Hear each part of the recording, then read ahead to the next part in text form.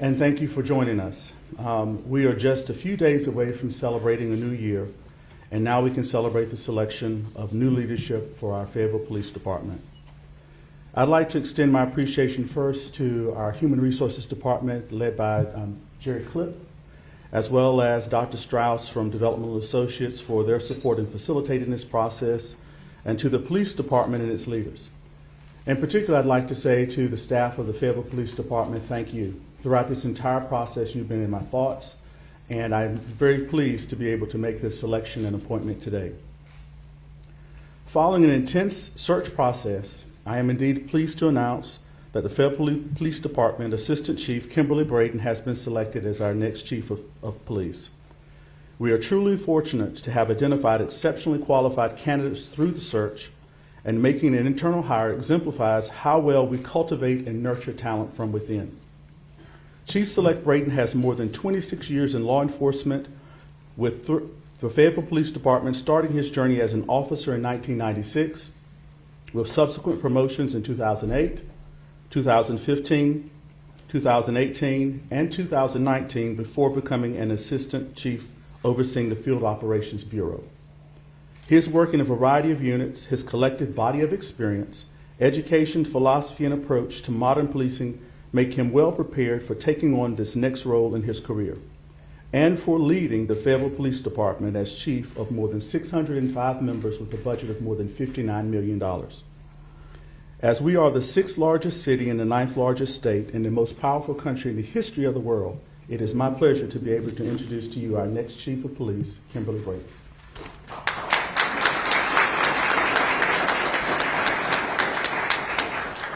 Good morning. I'd like to start by saying I'm extremely thankful for the opportunity to continue to serve the Fayetteville community, which I've called home for the past 45 years. I want to thank City Manager Doug Hewitt for his confidence in my ability to lead and giving me this opportunity. I look forward to bringing what I've learned throughout my career to lead the Fayetteville Police Department, as many of those have done before me. I'm grateful for the opportunity and ready for this responsibility. I would also I'd like to thank all those who have supported me throughout this process. The words of encouragement from my family, my peers, and the community have provided me the motivation required to be successful in such a competitive process. Now that a selection has been made, there's a lot of work ahead of us as we prepare to close out 2022 with the New Year's Eve spectaculars this Saturday. After that, I look forward to working with Chief Nolet and the Fayetteville Police Department moving forward in 2023. We will start conversations and develop strategic plans that align our departmental strengths with the needs of our community. There will be many conversations concerning recruitment, retention, and strategies to address violent crime. Finally, I would like to thank Chief Hawkins for her leadership and service to the Fayetteville community for the past 5 years. For me personally, she has provided opportunities that have allowed me to grow as an officer and an individual and prepare me for my time to lead. I would like to thank her and wish her well in her retirement. Thank you.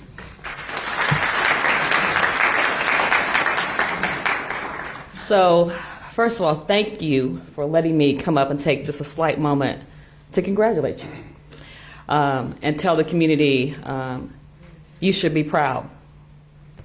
Chief Braden, you should be proud. Chief Braden's family, you should be proud. You have someone who's come from the city, who's about to lead this department and this community into the next chapter, and I'm very proud. We will continue to transition within the next month as I continue my retirement, but once again, thank you, congratulations, and we are one city that's going to move forward with an amazing chief.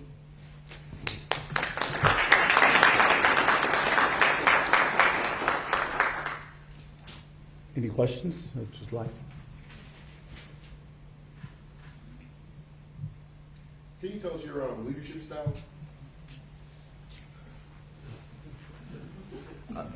Personally, I wouldn't say I have a specific leadership style. I think I adjust to the moment, what needs to happen at that given time.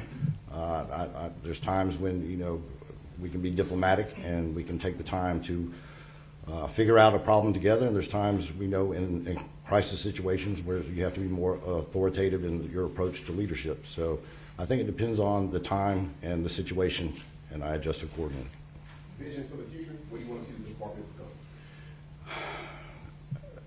Again, right now, but there's a lot of work to do as we get ready to close out this year in 2022 with the New Year's Eve. I'm sure there's going to be time for conversations, and it's not just my vision for the department. It's going to be the vision of the employees of the Fayetteville Police Department. It's going to be the vision of city management. It's going to be the vision of the community. So I'm willing and prepared to have those conversations and take that in a direction that we all can agree upon. What about the- More specifically about your vision for aligning mental health services with police response incidents where you might be dealing with a subject or person who's having a mental health crisis? So for right now, I know there's research that's being done. So that's something I'm willing to sit down and based on the research that's brought back to the table and have those conversations. What about the morale within the police department? Morale's always, I spoke largely about, morale, recruitment, retention. Those are going to be one of the first conversations that we have to sit down and talk about what we can do to improve that and retain employees. Do you have any ideas, any plans for that? Again, I have ideas in my head, but I want to make sure that's the best fit by having the conversations with management, with the employees, and the command staff that I have to make sure that that's going to be the best fit for the police department at that time. And city manager, could you talk about if this was a tough decision because you had two top candidates to pick from?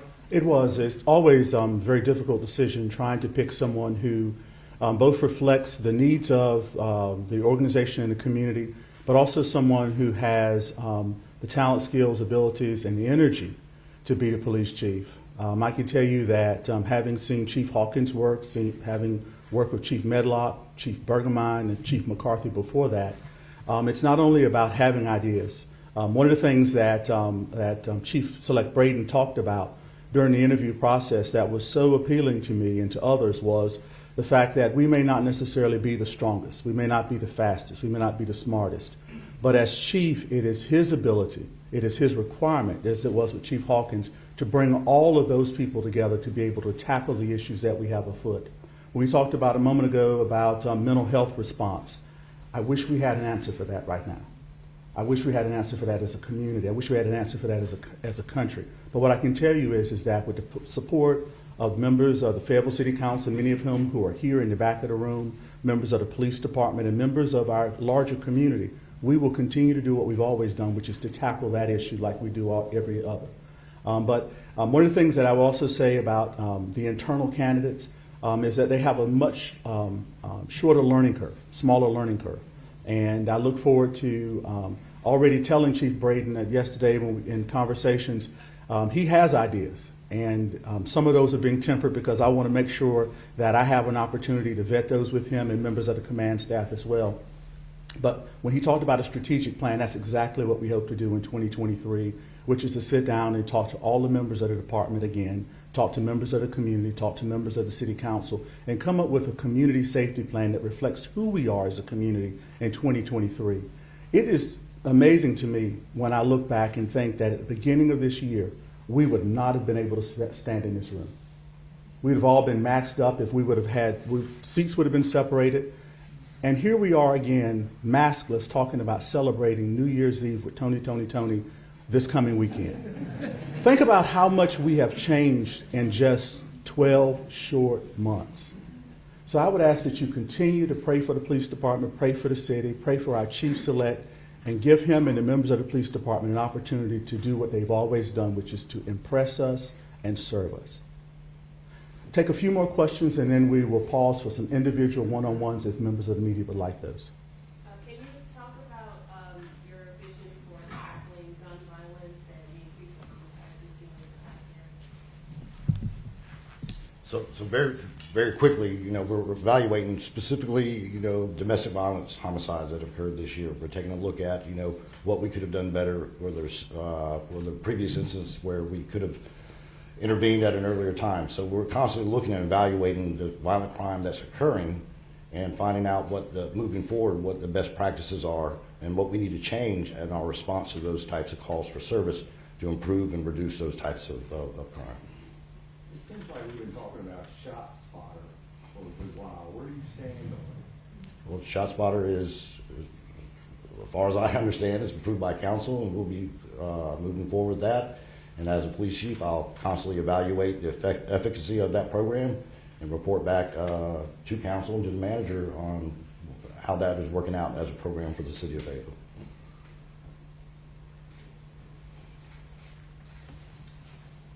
I have a question. Someone in this room in the police department within the last 2.5 years gave the order for the National Guard to draw guns on peaceful protesters that had elderly and grandkids in it. Is your leadership following in the same path of that, to call in the National Guard on peaceful protesters? My leadership would be to evaluate a circumstance and respond to that appropriately. You know, every call for service is unique, and it requires a set of facts and circumstances that we need to take in order to make a response. So again, I would say that I'd have to, those evaluations be made given that circumstance if it occurs in the future. Well, thank you all. We will now split up into anyone who wants to do individual interviews with Chief. But before we do that, there are also some people you may want to introduce here with you today, or not? No, my wife. Okay. She went to visit family. Okay. Well, we're your family here today. Okay. So we'll go ahead and do some individual interviews.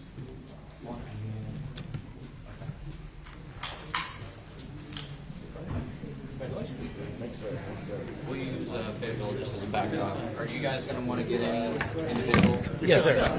Yeah, absolutely. So,